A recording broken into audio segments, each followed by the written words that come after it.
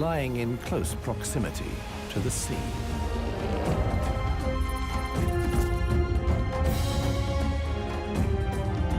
It is unique in being home to elephants.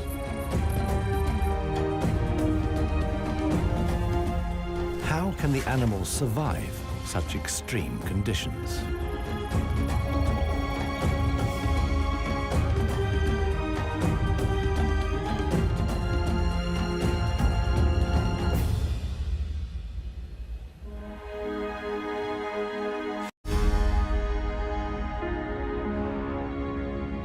Namibia lies in southwest Africa.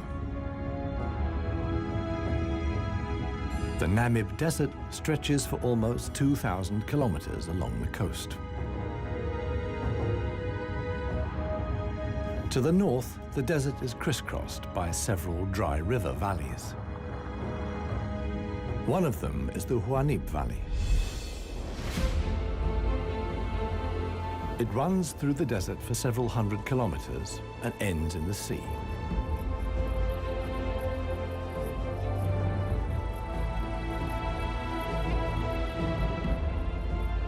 Water flows here once, at most twice a year.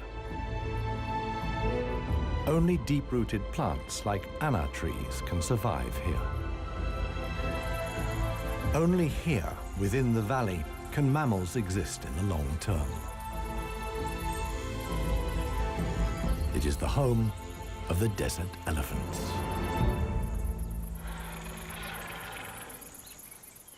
In contrast to their other African relatives, desert elephants live in particularly small family groups. They are so rare and their way of life is so special that they're under the constant supervision of scientists who've also given the elephants names.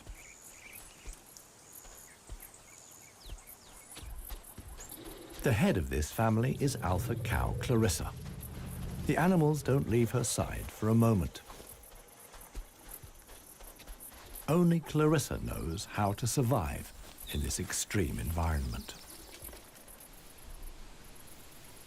The shoots of the anna tree are now ripe.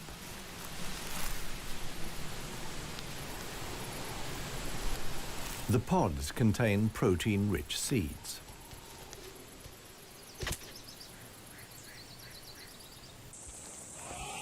Clarissa has known every one of these trees since her childhood.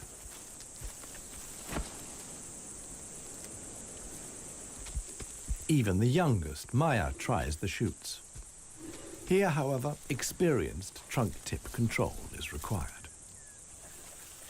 It's easier for her to get the protein she needs from her mother's milk.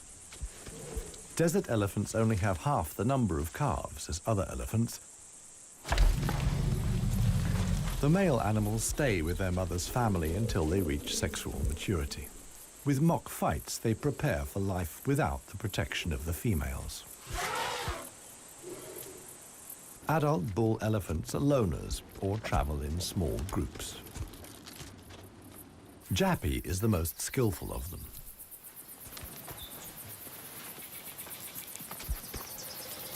His younger brother watches enviously as Jappy brings down apparently unreachable branches from the tree.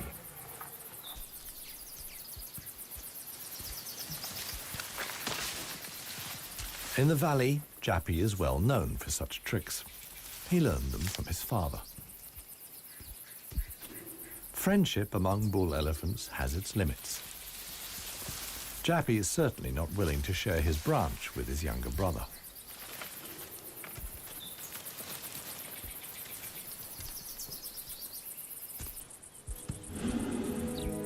Their father, One Tusk, is now nearly 60 years old. His trademark is the missing right tusk, lost long ago in a hierarchical battle. For years, he was the undisputed king of the Huanib. Now he lives in seclusion.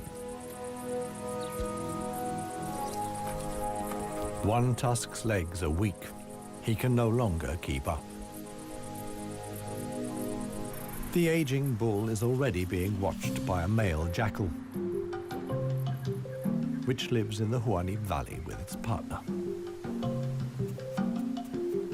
Jackals mostly hunt smaller animals, but they wouldn't turn their noses up at a dead elephant.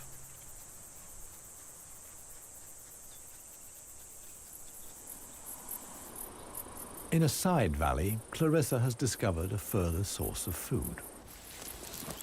There's a wide selection of bushes, grasses, and herbs.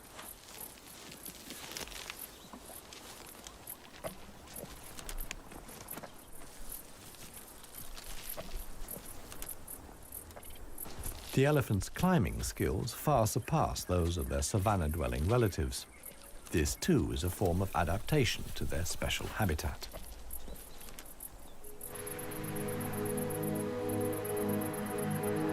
Old One Tusk has at last reached one of the anna trees in the Huani Valley. But Clarissa and co haven't left very much for him to eat. He desperately searches for something edible in the remnants. In vain.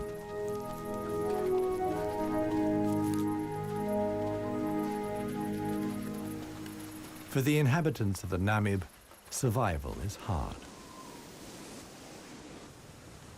They're used to going for long periods without water. Many get liquid from their food or know secret sources of water. Regardless of size, every green leaf contains a minimum of liquid worth harvesting.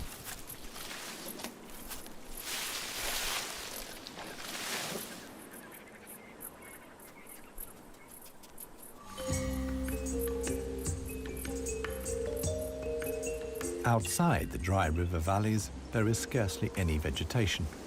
Here, only extreme specialists survive. The Namib desert beetle is no bigger than a fingernail.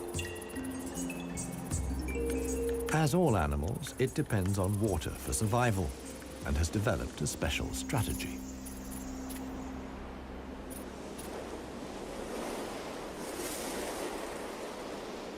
Even the tiniest traces of dampness in the air condense on its carapace.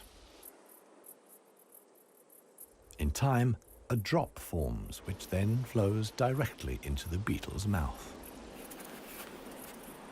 This way of life limits the distribution of desert beetles to those parts of the desert that see fog. But where does the fog come from? The Namib is one of the few deserts in the world that stretch to the sea. The cold Benguela current from the Antarctic cools the seawater to a temperature of 12 degrees Celsius. When the water reaches land, it evaporates in the warm desert air. Around 200 days a year, the desert is wreathed in mist, which sometimes extends hundreds of kilometers inland into the dry river valleys.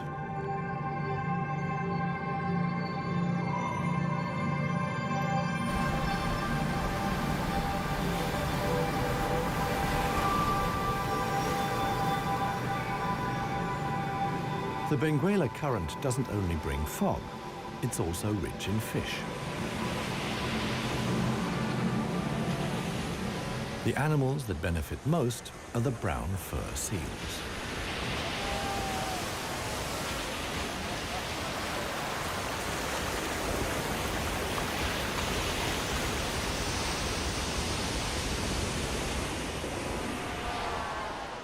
Their colonies are often home to 100,000 animals.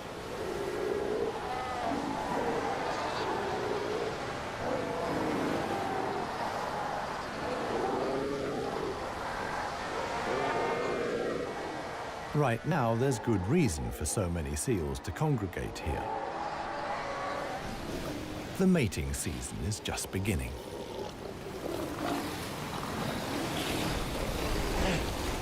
Everywhere, bulls are fighting for the right to mate.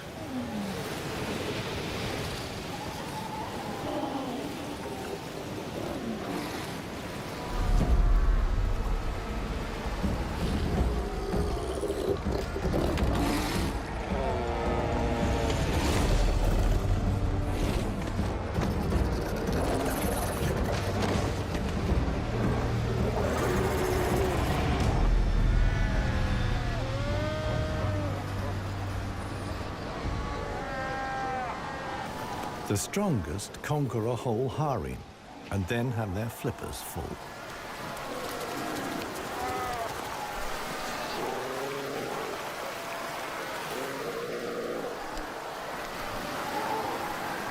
After mating, the males disappear into the sea. They're not involved in bringing up the young. The fog sometimes penetrates as far as the Huanib Valley.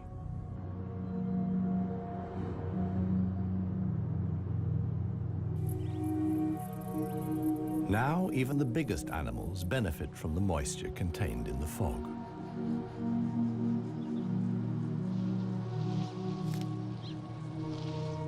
Jappy and his brother can take on a lot of liquid from the drops of dew on the plants they eat. This allows the elephants to go without water for up to 4 days at a time. The pair are still on the move together. This will soon change.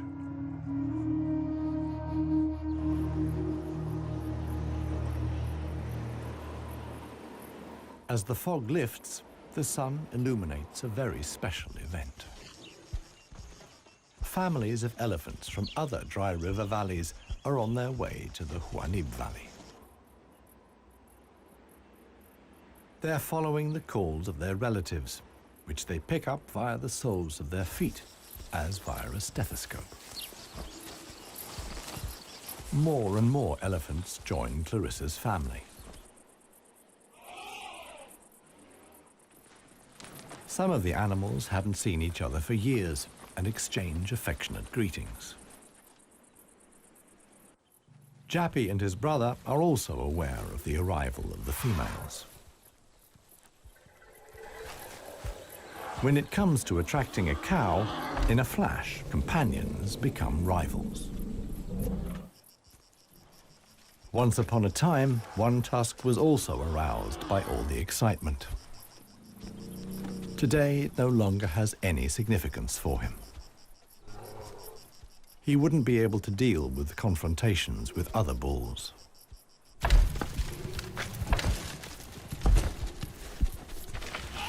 His sons and grandsons, on the other hand, are very excited. For them, it's important to make the most of the female's willingness to mate and prevent others from taking advantage. In the end, however, Jappy only manages to achieve his goal by means of a trick.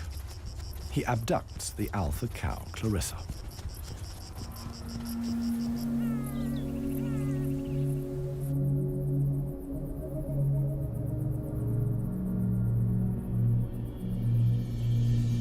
While many of the inhabitants of the valley spend the night hours asleep, this is the time of the real desert dwellers. The Namib sand gecko is only active at night. In the darkness, the little predator looks for crickets and spiders.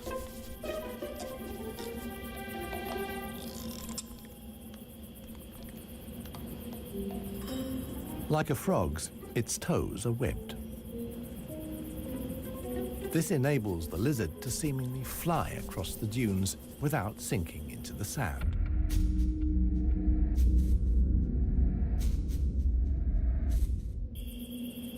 But it also needs to be on the lookout.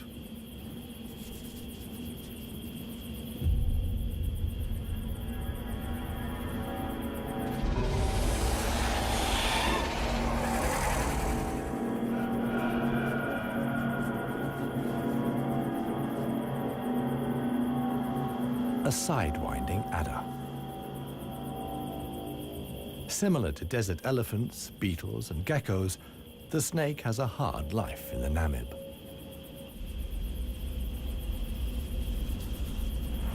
It has to hunt successfully to survive.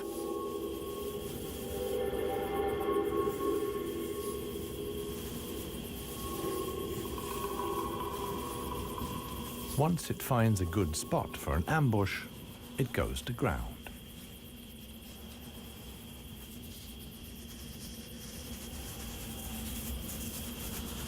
The snake is a predator that lies in wait for its prey, relying completely on its camouflage.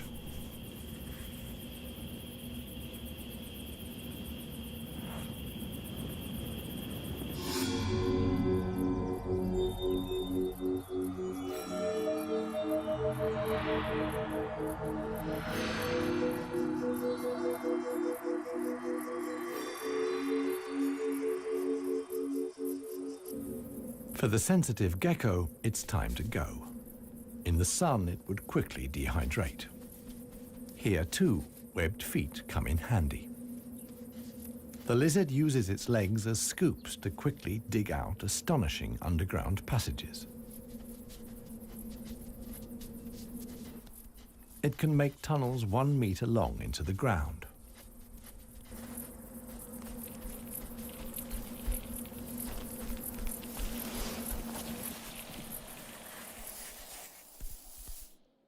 Here, it's safe. Up at ground level, another gecko isn't in quite such a hurry. With good reason. The fog is coming.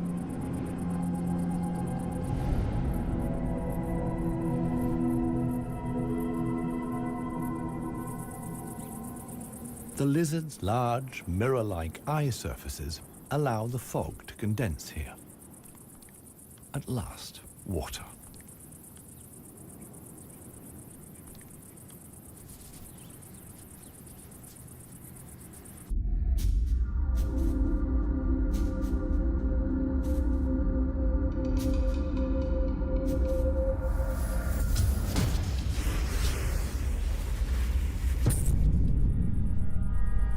The waiting paid off.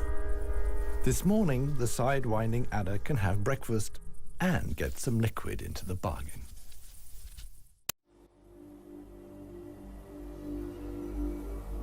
The Namibian winter is coming to an end, and with it, the mild climate brought by the fog. Relentless heat descends on the Huanib Valley. 40 degrees Celsius in the shade. This is approaching the limit for even Clarissa's family.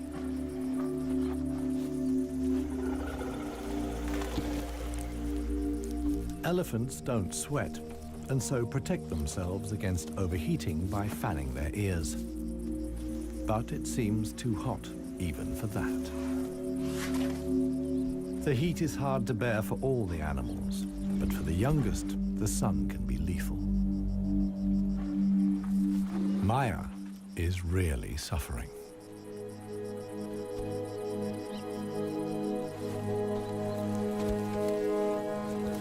One tusk mobilizes all his efforts for one last attempt at an anna tree. But he no longer has the strength. Exhausted, he withdraws to the shade. During his long life, his legs have carried him more than 400,000 kilometers. As with most bull elephants, the last few steps he will take alone. Despite the heat, Clarissa can't afford to take a break. She urges her family to move on. Desert elephants have to spend up to 20 hours a day eating 200 kilos of plant material.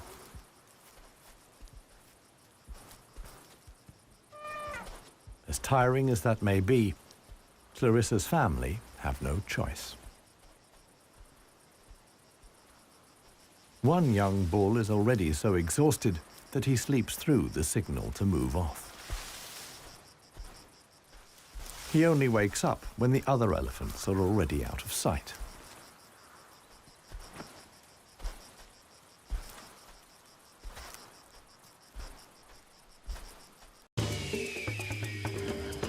This show was created for you and your family to watch together. Welcome to Nat Geo Wild. It finally dawns on him that he really is all alone. Clarissa and the rest of the family have noticed his absence. The animals try to locate each other via smell using their trunks, which are extraordinarily sensitive.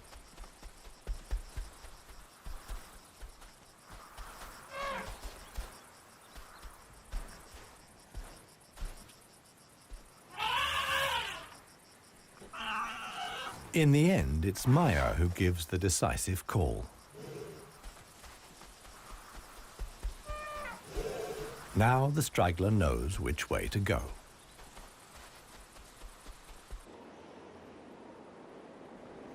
The extremely dry period shows no sign of coming to an end.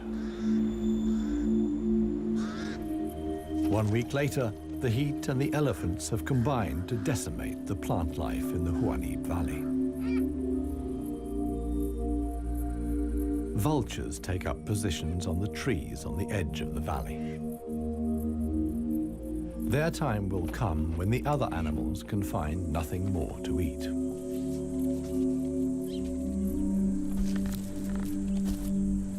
For Clarissa's family, a dead tree now becomes the sole source of food. In the desert, a tree of this size takes years to break down. And it's the elephants that turn it into food again for the other animals. They themselves only use 60% of what they eat. The rest they excrete undigested. In this way, they distribute seeds, like those of the anna tree. Some animals, like the helmeted guinea fowl, take the majority of their food from what the elephants deposit. In times of scarcity, even the Huanib Valley baboons look for something edible in the elephant's dung.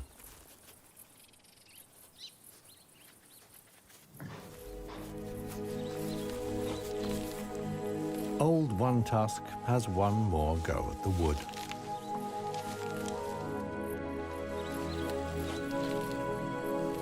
But elephant molars only grow back 6 times. One Tusk's teeth are worn out, and his attempt to eat wood the way he used to is doomed to failure. In other parts of Africa, older elephants seek out swamps where they can live for a while longer on softer leaves. Here, there is no such possibility.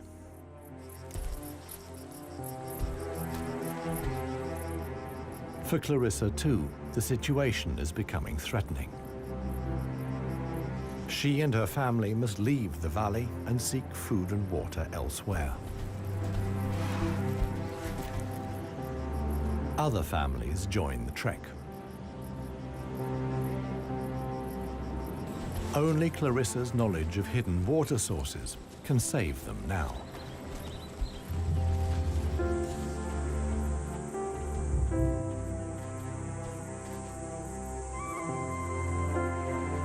Scarcely any animals are left in the valley. Even the jackals are leaving. In their search for food, they will move along the Huanib Valley until they reach the coast. Only One Tusk is too old and too tired for the trek. The one thing that could save him now is rain that would let soft grass grow. With this slim hope, he remains behind.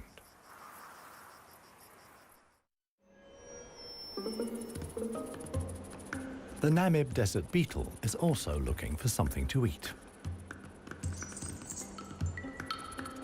In contrast to most of the desert dwellers, it is not seeking fresh young shoots. The beetle is on the lookout for plant residues. The unceasing wind is a help. It sweeps fragments of plant life together in valleys and hollows between the dunes. Mostly it's just a few bits of leaf. But sometimes it collects and becomes something like a herbal rubbish dump. Although the plants are completely dried out, they still contain important nutrients.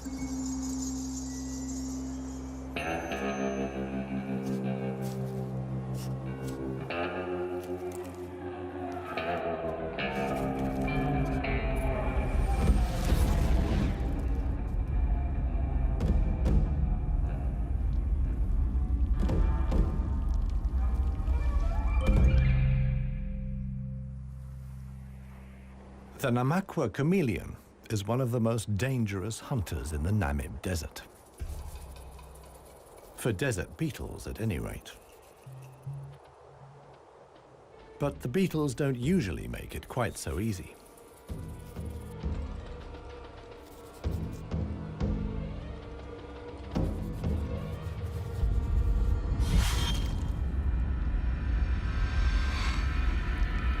The beetles aren't only full of protein, but also provide essential liquids for the lizard.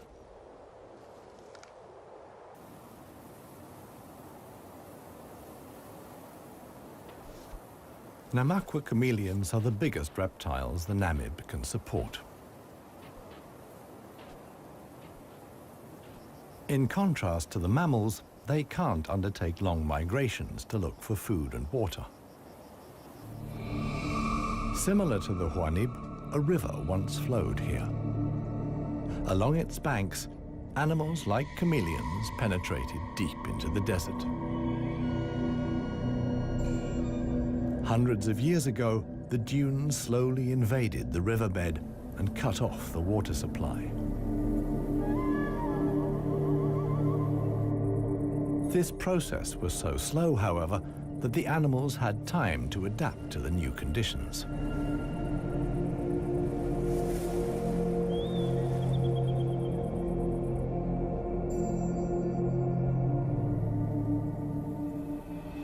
The mammals didn't need such a long period of adaptation. Their ability to migrate over long distances enabled them to conquer the desert much more quickly. The pair of jackals will soon reach the coast.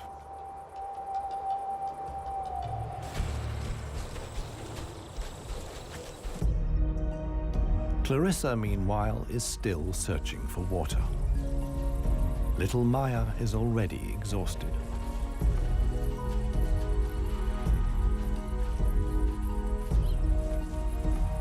The group has to keep stopping.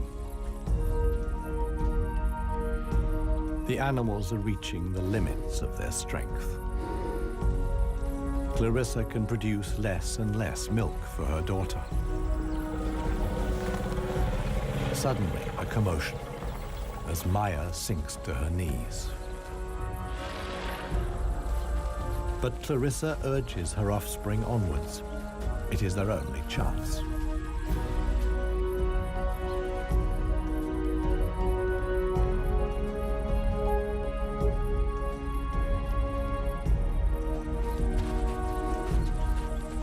As dusk falls, they finally arrive.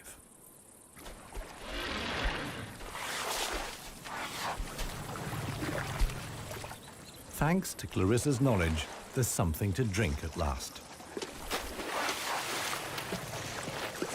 Adult elephants can get by on 100 liters of water a day.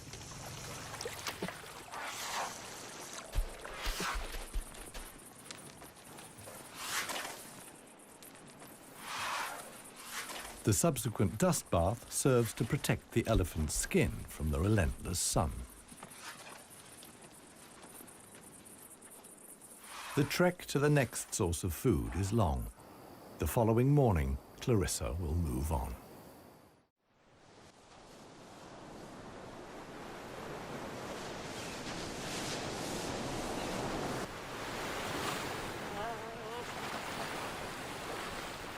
The jackals have finally reached the sea and move southwards along the coast.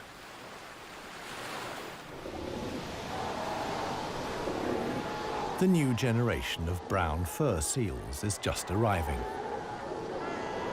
Many of the mother animals are heavily pregnant. This young mother hasn't long to go.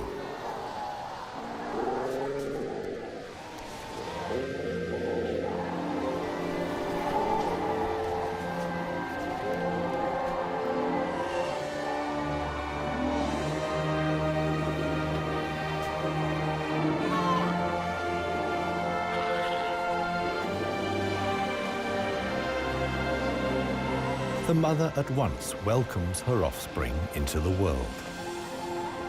Each voice and scent is as unique as a fingerprint. The ritual creates an unbreakable bond between mother and pup.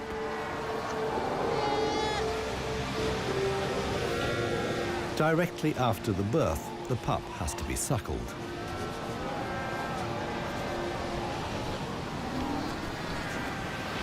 The newborn is a little clumsy.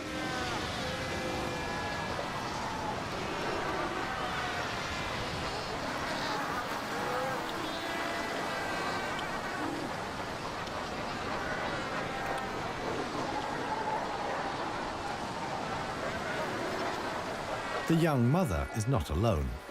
Tens of thousands of other females have also given birth. Space is at a premium in the colony, a risky situation for the babies.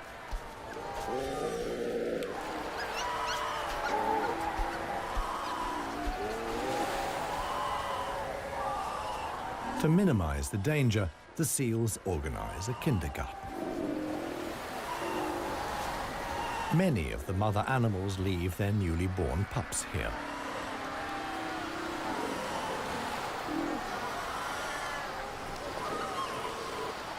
The nursery not only offers the young pups protection, but also makes it easier to find them later.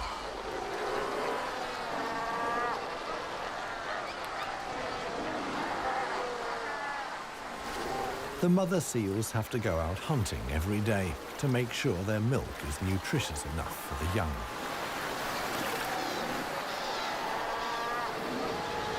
But when choosing the location of the kindergarten, they forgot about the tide.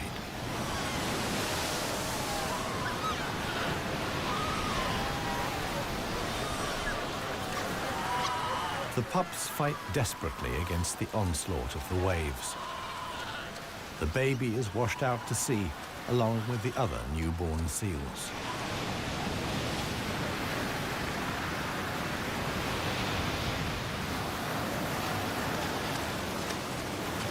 Seal pups can swim, but they don't have the protective layer of fat of adult animals. The pup fights for survival. Another is slowly but surely losing the battle. Within a few minutes, the pups are so exhausted that they can no longer keep their heads above water and drown.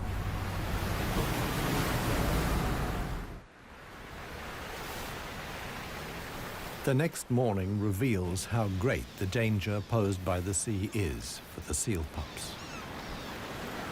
The shore is full of little corpses, washed up by the tide.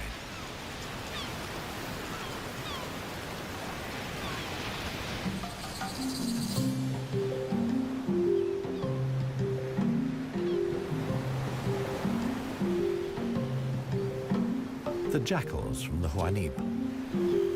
The pair have traveled hundreds of kilometers from the arid valley.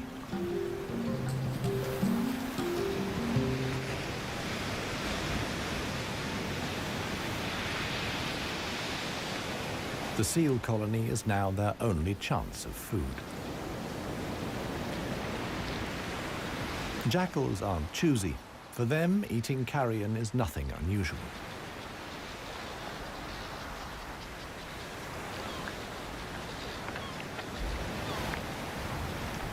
They'll be spending the coming weeks at the seal colony.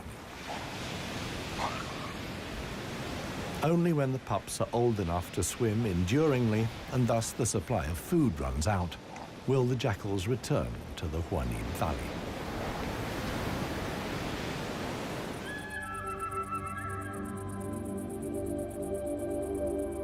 It's not only the jackals that undertake such long treks.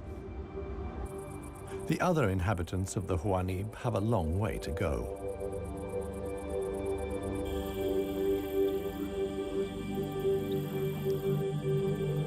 An oasis hidden deep in the desert. Oasis.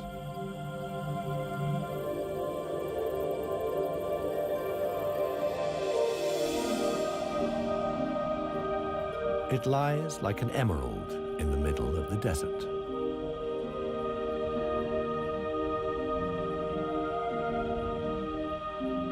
A thin band of loose vegetation lines the watering hole.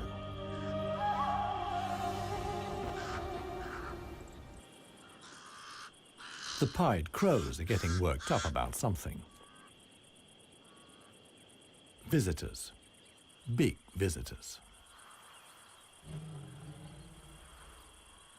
The legendary desert lions. Desert lions are so unbelievably rare that scientists have fitted them with transmitter collars so that the big cats can be monitored and protected. 2 females have taken up positions in the undergrowth with their young. The experienced predators know that it's just a matter of watching and waiting. And indeed, many animals are making their way here. The oryx's numbers have thinned noticeably. Some are lagging far behind the main column.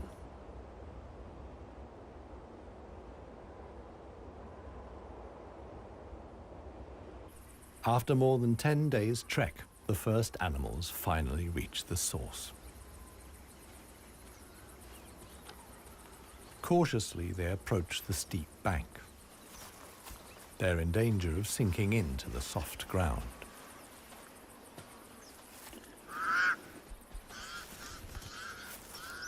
The pied crows sound the alarm again.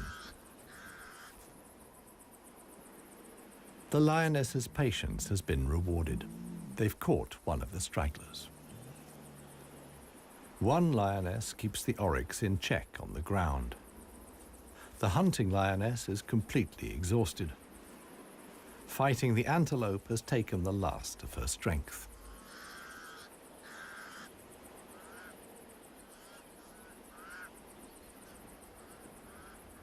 She drags herself back to the bushes to get her cubs.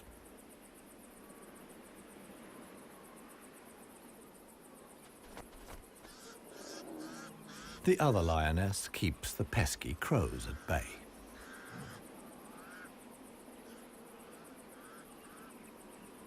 Luckily for the huntress, the cubs quickly grasp the situation. They can hardly wait to get their teeth into some fresh food. All the animals here are fighting for survival. The lionesses won this round. They've enough food now to last the coming weeks.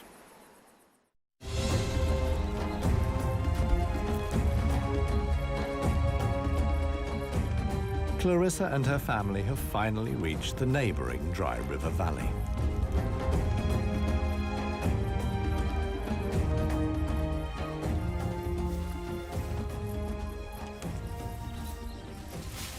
The experienced cow knew instinctively that in times of drought, there was some precious greenery here to feed on. The exhausted animals can at last fill their stomachs again.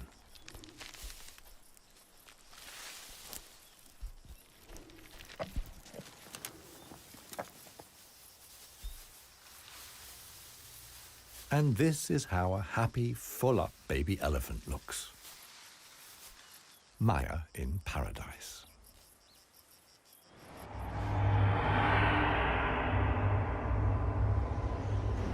A strong wind blows in from the coast, and sandstorms form in the hinterland.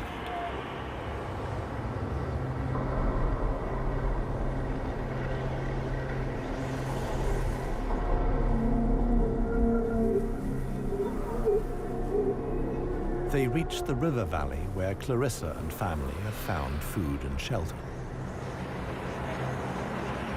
Sandstorms like these are the harbingers of heavy rain. Experienced elephant cows like Clarissa know what that means.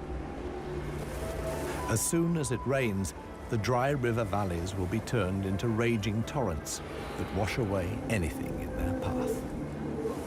Imminent danger for the family of elephants. Time to move on again. Now the safest place to be is outside the valleys. How right Clarissa was can be seen the following day. Water in the dry river valley. Only every 10 years or so is the rain strong enough for the flood wave to reach the sea.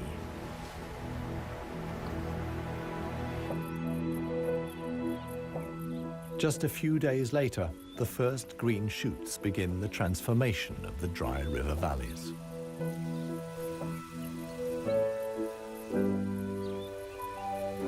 The Huanib Valley, too, is bursting with new life as the first exiles return.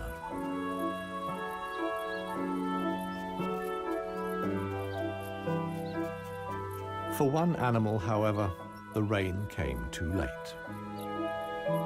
Old One Tusk succumbed to hunger before the first drops fell. The jackals find his body on the edge of the valley.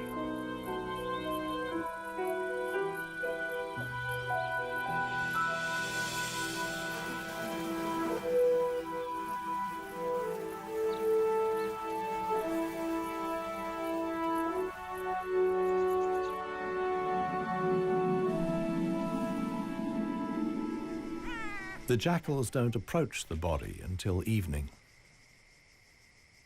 And thus, the circle of life is complete.